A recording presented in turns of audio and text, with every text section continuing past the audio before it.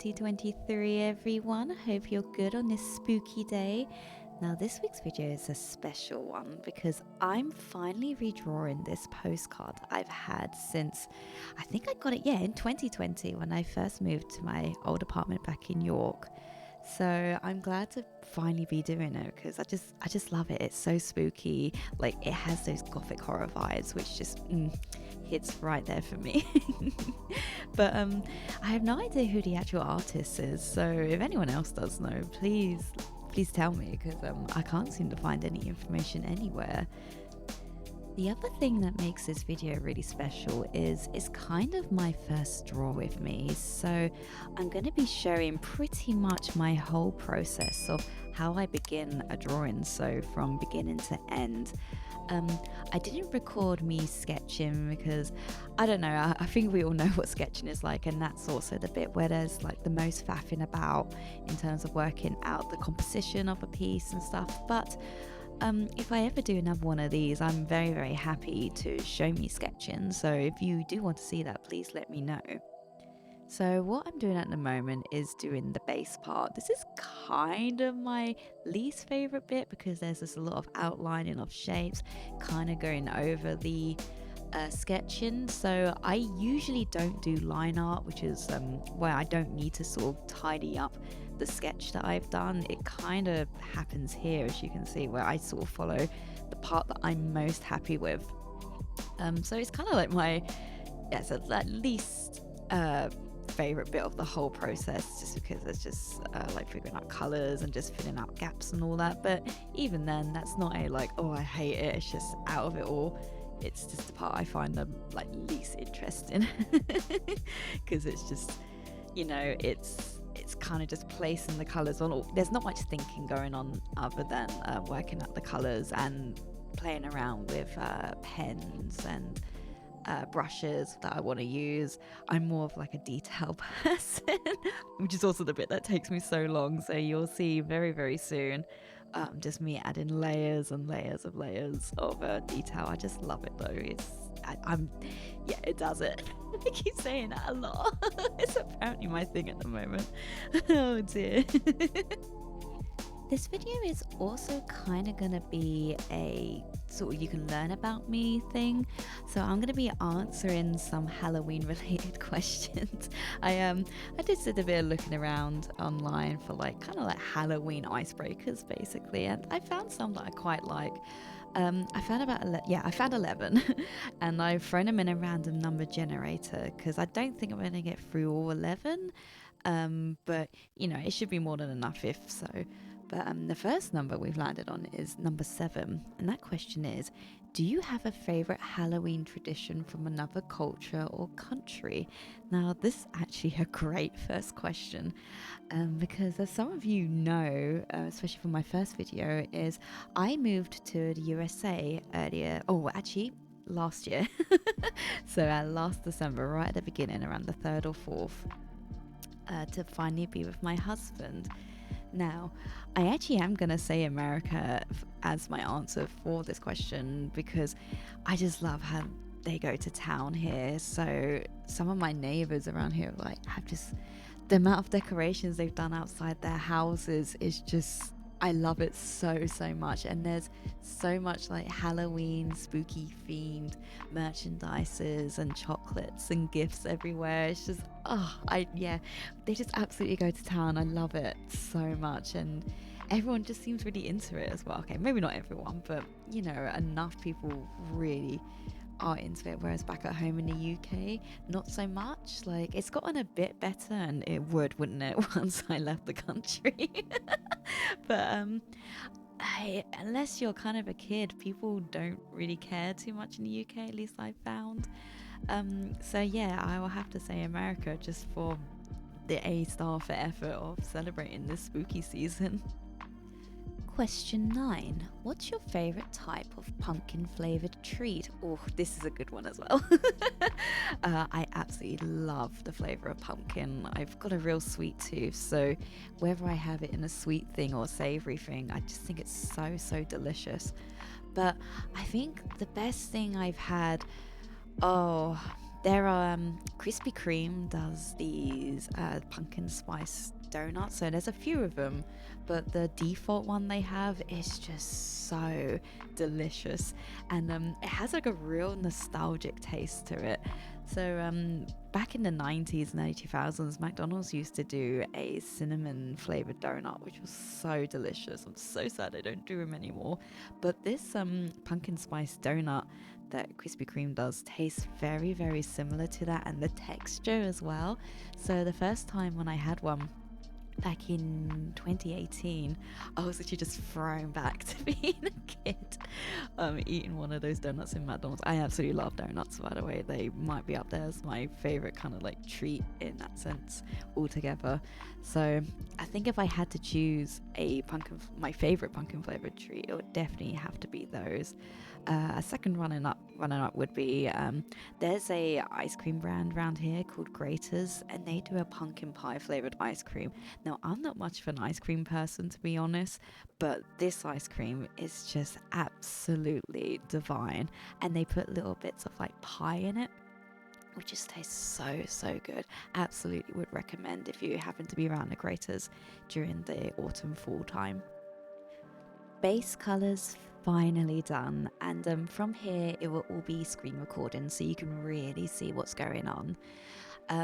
So now we start entering the shading area where I sort of figure out where I want the lighting to be and what the mood with the shading should also be, and playing around with colors. So I usually use like blues and purples for shadings because anything else I find gets too muddy. But you can overdo it with your blues and purples as well. And as you continue to add shade in, you should definitely experiment with different colors, and you'll see it later on in this video where I experiment more with like reds and pinks, just to mix it up a bit, because also you don't want it to be too blue because that would then make it too the color like too cool basically. And considering this is a spooky piece that's like her being lit by this candle, the colors are very orangey and greens, having something too blue and too purple like just doesn't, it's a weird contrast because technically this is a warm piece, not a cool piece. So yeah, here I go through and do my first major bit of shading. So I do an outline of where I want this to be because this just makes the coloring process so much quicker, just to like get those first bits done. I also do a cleanup so I can get into those smaller areas, and for this particular piece I was using a pencil inspired eraser so I can have that natural texture. So here is where I'm experimenting with the colours. As I just sort of mentioned, I went for a more reddy purple because it has that warmth that the rest of the colour palette does. And here I am blurring and blending some of the shading I did. Now I only do this for my first layer because that's just where I want to have that softness and that more painterly texture going on. After this it goes back to being hard and more of those like squiggly shapes that I use if you're familiar with my work. But I really like this blending bit and making the colours mix more, so getting those sort of greens into those red and purples that I use for the shading and to create the shape of like the flowing dress, for example, the softness around the bust here. It's just that little bit of detail that I find it just, I don't know, it just helps lift everything up for me and just blends it all together nicer compared to just having just hard outlines everywhere. Let's get another quick question in. So question 10, would you rather spend Halloween night in a haunted house or a graveyard? This is an easy one. A haunted house for sure. Like, I love graveyards, I think they're beautiful and stuff, especially like the older ones, but a haunted house for sure. Not that I think haunted houses are a thing, but that's a whole other discussion. Into ghosts, don't believe in them. But haunted house for sure, because I guess even though I said I like an old graveyard, haunted house, you should be old, at least usually. And yeah, I don't know, the idea of just getting more spooked, because if ghosts are real, you're way more likely to find one in a house, right? Other than a graveyard. But also just like the main thing is obviously the history as well. So what gives this place the ghost story. I'm into all that. I love finding out like what happened here, what gives this place that spooky vibe, why do people believe that there's a spirit here. So hearing the history and story of a haunted house is definitely the reason why I'd go for that. Now doing the hair, and here is where I start to really experiment with how the light source is hitting the subject. So where do I want the really darker areas to be, and what tones I want to use for it. I really like this bit because I just love all like these sort of shapes that I do just to make it more fun. So the shapes are inspired very much on following the hairline that I've done and trying just to give that more volume, if that makes sense. But here is where I think I can, like, my work really starts to show its style even further.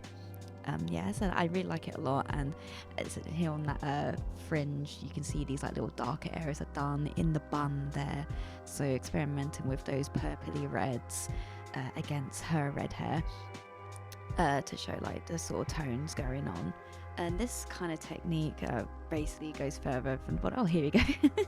So yeah, using the same color I just used in the hair, which is like this purple, and start applying it to the rest of the body to basically bring that balance in.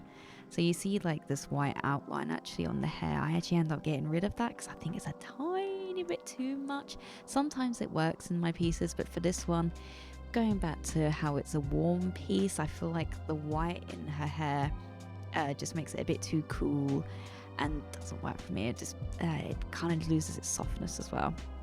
So yeah, here I am defining the shadow and the shape of the character even further. Next question, and this number we got 11. I promise you, I'm using a random oh, I can't speak, a random number generator, but it just happened to go 9, 10, 11 in the last 3 goes. But hey ho. So yeah, number 11. Would you rather have a costume that's incredibly realistic but uncomfortable, or one that's comfortable but not very convincing? So, I am a believer of die for fashion. So I would absolutely go for incredibly realistic but uncomfortable. I just think, especially if it's just like for a one-time event or for overall a very short amount of time, absolutely go for the more realistic one. Go to town. At least for me. I don't know if that just goes into like the art of like my artistic side, where I don't know, I find pleasure and just like in details and stuff. I don't know how to explain it, but that's kind of why like I would choose for going something like that, because yeah, I like to see everything, even from clothes, just like how to make things match, what colors go, what details match each other, and I think that can go into a costume as well. So yeah, that's my answer there. Question 3, finally something a bit more random. Are you a fan of Halloween themed treats and snacks? Yeah. I think my second answer, I think, yeah. Kind of explained that, and actually my first answer as well, where I talk about how I love how here in the US there's just a lot of like Halloween themed snacks and chocolates everywhere. It's really cute. It makes me so happy, and especially when we go into like proper little chocolate shops or dessert places, and the amount of detail they put in, like making spooky ghosts, little pumpkins and stuff. It's just like, oh, it's so cute. I really love all sides of Halloween. I like the scary stuff, and I just love the cuter side of it all as well. I think I probably am more on the cuter side of Halloween, but I don't know. I think aesthetically I'm into the cuter side, so I like how the cute things look more. But this being said, when it comes to like movies, music, games and all that, it then goes into like the scarier the better. So yes, I do indeed love Halloween themed treats and snacks. How funny is this? So I got the random generator number thing going, and I got number 2. So much for random. But this question is scary decorations or cute and colourful Halloween decorations. And I touched upon it literally just in my last question, and it really is a tough one for me. And when I when I was listening back to the last question I did and doing like the editing there, I clicked that I like the cuter side, but it has to be scary stuff. Do you know what I mean? Like, I like oh, sorry, I like spooky cute. So I like skeletons and monsters and stuff like that. That's drawn in like maybe like pastel colors and all that. But I'm not into like when it comes to like costumes, for example. I am a believer of needs to be kind of scary or at least something Halloween related, otherwise I'm not really that interested. So but overall, yeah, cute and colorful, but still spooky. So you may have noticed a little jump in the video where it's like, oh, she's still just sorting out the shading on the character. Oh, okay, apparently she's pretty much done. That's because I had to do some trimming, unfortunately. I really wanted to show you everything, but even with it all, the video was sped up and all that, oh gosh, it was a lot. Like, these had been sped up by like around 13 times, and that's with stuff cut out. But I feel like I've got most of it all done. So here I now start doing the rest of the background, so actually getting the light source out there and placing the shading on the background. So I don't make the background as detailed as the character because I want them to blend together, but I don't want there to be like a competition of like what the subject matter is and what's the background. I feel like it's really important, and a good illustration understands where detailed is needed and where it's not.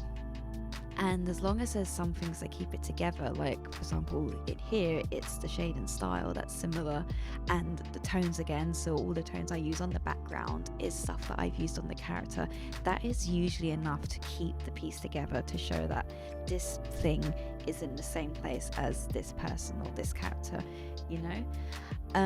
One thing that did get clipped, which I'm a little sad about, but hey ho, is I added more like bluey green tones in the shading that you can see here on the dress, and that's because, well, yeah, I want to show that it is a green dress, and it goes on to kind of what I was explaining earlier with you need to be careful when just using the same color for shading, because it can turn a bit too purpley or too blue or to whatever color you use. So I brought in a darker version of the color that the fabric should be, to then bring those darker points of the shading in, and I just think, yeah, it just helps it pop a bit more, because like the bluey purples with then those greens, it's just like this is a contrast. And especially with the yellows as well, with the light shade in there, I really liked that I decided to keep that messy. As I was sort of colouring on, I didn't really have an idea of how I wanted to do the candlelight, but because I really wanted to push like these sort of pencily chalky textures in this piece, I decided, we'll just go with using a very raw pen to do the light source, and I feel like it's really worked, because what I just said about the pack, I'm sorry I pause a lot. I know what I'm talking about, but I don't. I like how with the graininess of the chalk, especially on the background, it gives it that little bit of needed detail without actually not much being done. So it has those different tones of yellows going on from the light source. Yeah. Let's go for another question whilst the background's being done, and I'm so glad I got this one. So question 4, would you rather be chased by zombies or ghosts in a haunted maze? So fun. I would honestly chance it with the zombies. So if we're talking about a world where the monsters are real, I mean, it does go into the whole, what zombies are we talking about? Like, I was still going for the zombies because, you know, ghosts can walk through things. Corn ain't gonna stop a ghost. Well, zombies, you know, depending on what the zombie is, if you got yourself a walker, yeah, I'm not too scared or worried about walkers. It's when we come to like sprinters and like rage zombies and all that, where I'm just like boned basically. I don't run for much. But zombies might do it.